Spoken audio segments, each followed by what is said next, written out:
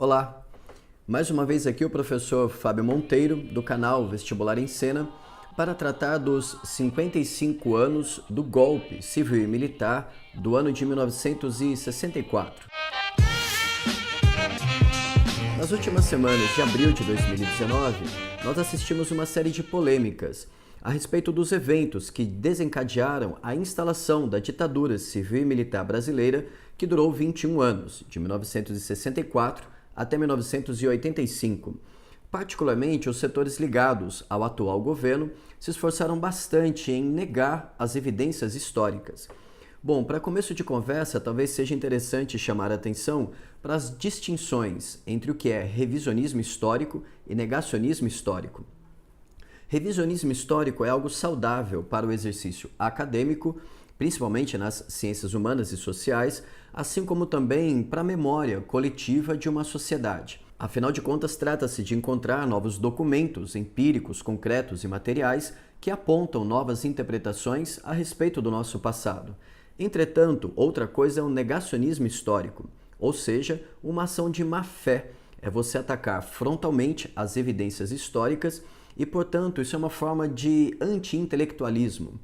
Em outras palavras, é uma forma de brutalidade e uma afronta ao bom senso e, por que não, ao bom convívio social, algo necessário, particularmente nesses tempos difíceis, não somente de recessão econômica e também de grande desconfiança em relação à classe política brasileira.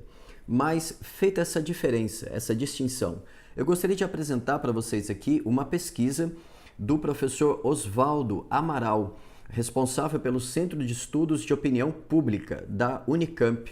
Ele traz para nós uma pesquisa do IBOPE realizada em março de 1964, a respeito da aprovação ou não, tanto do presidente João Goulart, quanto também do seu governo, e depois a respeito das suas reformas de base. Acompanhem o gráfico. O gráfico 1 diz para nós: se o presidente João Goulart pudesse também, isso em março de 1964, às vésperas do golpe civil e militar.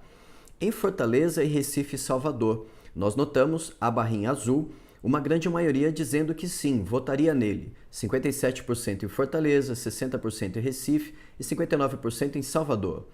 À medida que nós avançamos em direção à região Centro-Sul ou Sudeste, Belo Horizonte, Rio de Janeiro e São Paulo, esses números oscilam. E aí aqueles que dizem que não votariam aumenta. Em BH, 56%, Rio de Janeiro, 44%, apesar da grande maioria, 51%, dizer que sim. Em São Paulo, 52% diriam que não, enquanto 40% afirmam que sim. Bem, é preciso levar em consideração que em 1960 não existiam pesquisas de envergadura de alcance nacional. Isto é, nós só temos essas pesquisas nas principais metrópoles, os principais pátios eleitorais brasileiros. Ainda é preciso levar em consideração que 40% da população que tinha mais de 15 anos de idade era de analfabetos. E analfabetos não votavam. E os dados dizem para a gente que quanto menor a renda dessas pessoas, maior a aprovação do presidente. Portanto, é razoável especular que, se os analfabetos tivessem sido pesquisados, o número de aprovação, o índice de aprovação do presidente João Goulart aumentaria. A gente pode ir para um próximo gráfico. Acompanhem. O gráfico número 2 diz para nós a avaliação do governo João Goulart. Em São Paulo, que é a barrinha azul que interessa para nós, 42% dizem ótimo e bom em relação ao seu governo, e o número oscila para 19% de ruim ou péssimo. Quando nós vamos em direção ao interior de São Paulo, em Araraquara, o número de ótimo e bom está em 39%. A barrinha laranja, os 21% indicam ruim ou péssimo. Então a gente consegue notar que, além da avaliação do próprio presidente, a avaliação de seu governo ainda é positiva. Entretanto, é preciso levar em consideração alguma coisa que nós estamos vendo aqui, que diz: a sociedade brasileira ainda está dividida e polarizada, pois na região norte e nordeste o índice de aprovação é alto. Já na região centro-sul, ou então até mesmo um pouco mais para o interior, esse índice de aprovação cai. Bom, deixando de lado tanto o presidente quanto o seu governo, as últimas estatísticas que nos interessam a respeito das reformas de base. Vejamos.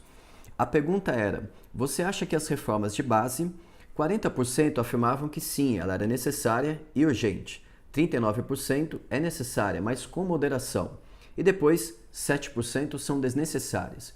Em síntese, diante essas estatísticas e diante desses dados, nós temos provas concretas, empíricas e materiais de que, no ano de 64, apesar da sociedade brasileira estar dividida e polarizada a respeito do governo e também do presidente João Goulart, ela jamais clamou por um golpe e uma ditadura civil e militar.